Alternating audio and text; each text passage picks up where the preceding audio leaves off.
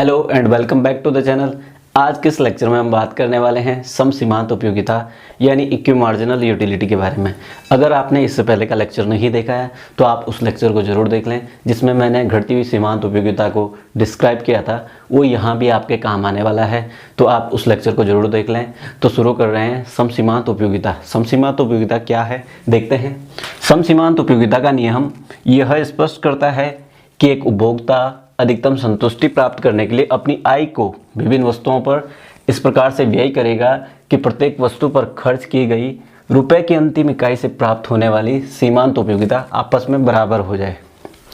अब इसको सरल शब्दों में समझते हैं। देखो, उपभोक्ता की आय सीमित होती है और हमारे जो संसाधन है वो सीमित है और हमारी जो आवश्यकताएं हैं वो असीमित है। तो उपभोक्ता क्या करता है, उसकी आय सीमित है तो अपनी आय को इस तरह से एडजस्ट करता है ताकि उसको हर वस्तु से अधिक संतुष्टि प्राप्त हो जाए। उसके लिए क्या होता है, हमें किसी भी वस्तु से उपयोगिता प्राप्त होती है। अगर हम किसी वस्तु की डिमांड कर रहे हैं, उससे हमें कोई ना कोई उपयोगिता यानी कोई ना कोई संतुष्टि प्राप्त हो रही है, कोई ना कोई संतुष्टि मिल रही है, इसलिए हम उस वस्तु की डिमांड कर रहे हैं। इस वजह से हम उस पर खर्च कर रहे हैं। तो यहाँ पर क्या है कि उपयोगिता का जो आपने ह्रासमान नियम पढ़ा था उसमें क्या बताता है, उपयोगिता एक समय के बाद डिक्रीज होना स्टार्ट कर देता है। यानी कि हम जैसे जैसे किसी वस्तु का उपभोग करते रहते हैं तो एक समय के बाद जो उससे मिलने वाली उपयोगिता है वो घटती हुई मिलती है।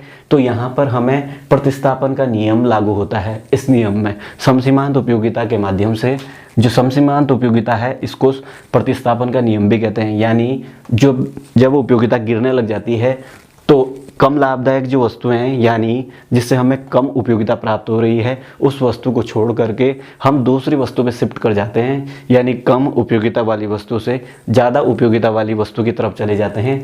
तो इस नियम को प्रतिस्थापन का नियम भी कहते हैं। तो ये क्या कहलाएगा, आपका लॉ ऑफ सब्स्टिट्यूशन भी है। तो इस नियम को गोसेन का दूसरा नियम भी कहते हैं। पहला नियम क्या था, जो अपने घटती हुई सीमांत उपयोगिता पढ़ा था, वो गोसेन का प्रथम नियम है और ये आपका गोसेन का दूसरा नियम। तो इस तरह से आपने जाना कि समसीमांत उपयोगिता नियम क्या है। तो अब हम देखेंगे कि समसीमांत उपयोगिता के माध्यम से उपभोक्ता का संतुलन किस प्रकार से होता है। उपयोगिता में हम मार्शल का गणनावाचक सिद्धांत पढ़ रहे हैं, यानी कार्डिनल अप्रोच को पढ़ रहे हैं। कार्डिनल अप्रोच के माध्यम से अब हम उपभोक्ता के संतुलन की स्थिति को देखेंगे कि उपभोक्ता की संतुलन की स्थिति क्या होती है। पहले हम उपभोक्ता संतुलन होता है वो होता क्या है। उपभोक्ता संतुलन एक ऐसी स्थिति है जहां पर उपभोक्ता कोई परिवर्तन नहीं चाहता है, यानी उसने जितना भी कंजप्शन किया है, जितना भी उपभोग कर लिया है, उस स्थिति में अब वो परिवर्तन नहीं चाहता है। ना वो किसी वस्तु की कम मात्राएं खरीदना चाहता है, ना किसी वस्तु की अब अधिक कीमत देना चाहता है। वो खुद को उस जो भी उसने कंजप्शन किया है, जितना भी उपभोग किया है, उस स्थिति में वो खुद को संतुष्ट पाता है, यानी संतुलन की अवस्था में पाता है। वो क्या कहलाती है, आपकी उपभोक्ता संतुलन की स्थिति। तो समसीमांत उपयोगिता में उपभोक्ता की जो संतुलन की स्थिति है वो हम दो तरह से देखेंगे। एक वस्तु के लिए और कई वस्तुओं के लिए।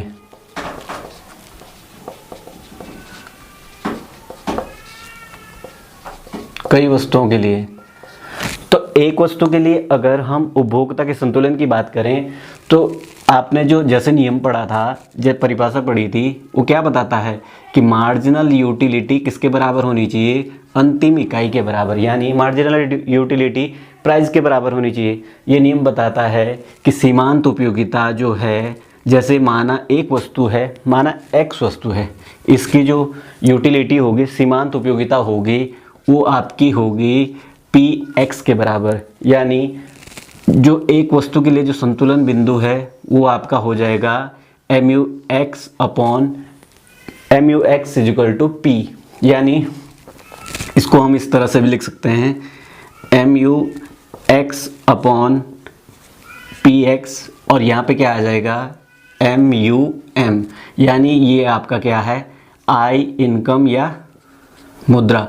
आप इस पर इतना खर्च करोगे कि मार्जिन सीमांत उपयोगिता का अनुपात और जो अंतिम इकाई दी जा रही है, अंतिम इकाई खर्च की जा रही है, उसका अनुपात बराबर हो जाए, तब तक ही आप किसी वस्तु का उपभोग करते रहेंगे। तो एक वस्तु के लिए जो संतुलन की अवस्था है वो है ये वाली। अब हम कई वस्तुओं के लिए देखते हैं। कई वस्तुओं के लिए क्या हो जाएगी कि मार्जिनल यूटिलिटी मान लीजिए कि एक वस्तु है x, तो मार्जिनल यूटिलिटी क्या हो जाएगी इसके लिए px। दूसरी वस्तु क्या है y, तो इसके लिए क्या हो जाएगी py। तीसरी वस्तु है z, तो इसके लिए क्या हो जाएगी pz। इसी तरह से मार्जिनल यूटिलिटी ऑफ n, तो इसके लिए प्राइस कितना हो जाएगा pn। ये है आपकी कई वस्तुएं, इस पे खर्च किया जा रहा है। कौन सी, क्या खर्च किया जा रहा है? ये वाली इनकम जो मार्जिनल यूटिलिटी ऑफ क्या है, marginal utility of m upon pm। ये आपकी क्या है स्थिर। जो आपकी I है वो स्थिर है, आप इस पे इस हिसाब से खर्च कर रहे हो, यानी जो x वस्तु है उसकी जो मार्जिनल यूटिलिटी है उस पर जो खर्च कर रहे हो px के बराबर आप I खर्च कर रहे हो, यानी उसकी कीमत के बराबर खर्च कर रहे हो, px कीमत के बराबर। अब हो सकता है कि y की कीमत ज़्यादा हो, तो उसके जो y की यूटिलिटी है, जिसने y वस्तु से यूटिलिटी मिल रही है उसके बराबर कीमत खर्च की जा रही है, यानी कि जो किसी वस्तु से मिलने वाली उपयोगिता उसकी कीमत के बराबर होगी, वहाँ पर उपभोक्ता संतुलन की अवस्था में होगा। उपभोक्ता क्या होगा? संतुलन की अवस्था में। इसको हम एक ग्राफ के माध्यम से देखते हैं। ग्राफ कैसे बनेगा इसका, आपने इससे पहले देखा था, ये आपका एक ग्राफ बनाया था मैंने। ये आपका x एक्सिस हो गया और ये आपका हो गया y एक्सिस। जब हम उपयोगिता नियम को पढ़ रहे थे, उपयोगिता क्या है? उपयोगिता ऊपर से नीचे के लिए डिक्रीज होती चली जाती है। ये है आपका मार्जिनल यूटिलिटी। ये मार्जिनल यूटिलिटी कर्व है, ये मार्जिनल यूटिलिटी रेखा है, ऊपर से नीचे गिरती हुई जाती है। यहाँ पे क्या है? x यूनिट,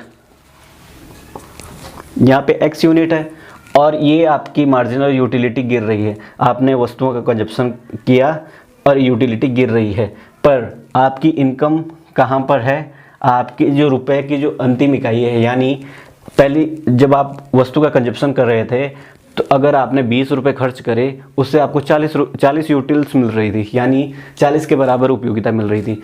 तो आप तब तक उस वस्तु का उपभोग करते रहेंगे जब तक कि उस वस्तु का जो प्राइस है